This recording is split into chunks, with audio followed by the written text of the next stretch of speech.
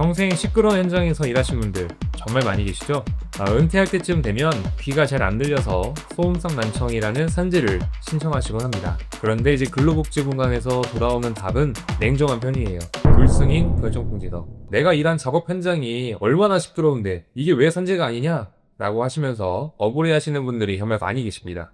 오늘은 소음성 난청 산재가 왜 불승인이 되고 있는지, 그리고 산재 전문가인 노무사는 이 절망적인 상황을 어떻게 승인으로 바꾸는지에 대해서 그 관점을 일부 보여드리도록 하겠습니다.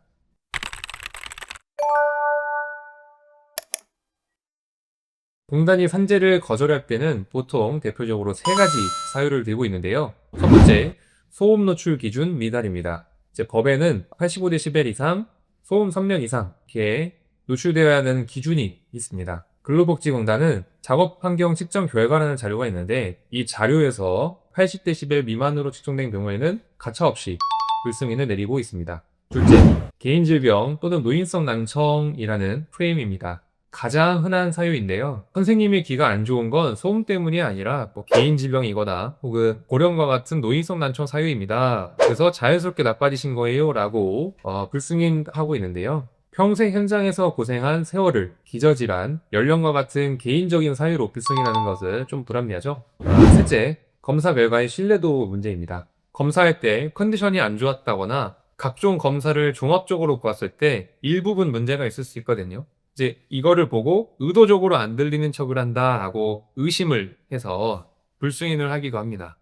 이런 이유로 통지서 받고 포기하시는 분들이 정말 많으신데요. 하지만 절대 포기하시면 안 됩니다. 근로복지공단이 안 된다고 해서 그게 끝은 아니고요. 관련 내용을 샅샅이 살펴본다면 이것을 뒤집을 가능성이 있을 수 있습니다.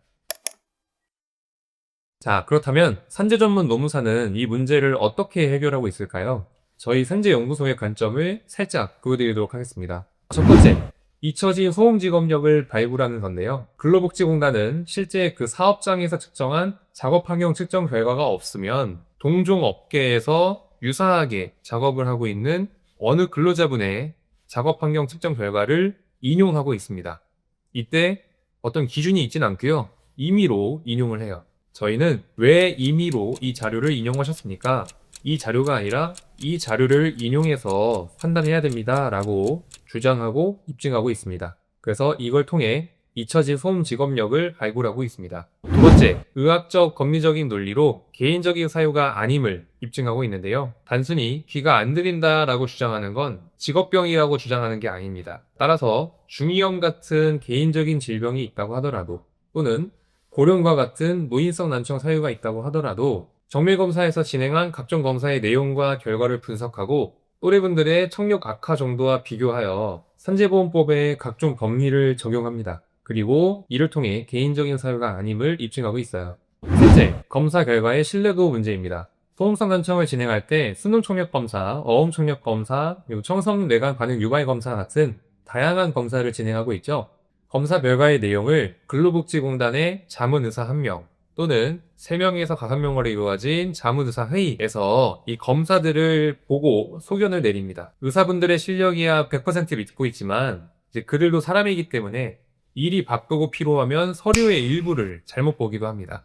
마찬가지로 정밀검사를 진행하는 그 검사자분들도 어떤 검사를 누락하거나 검사를 잘못 봐서 그 검사 결과지에 잘못 적을 수도 있거든요.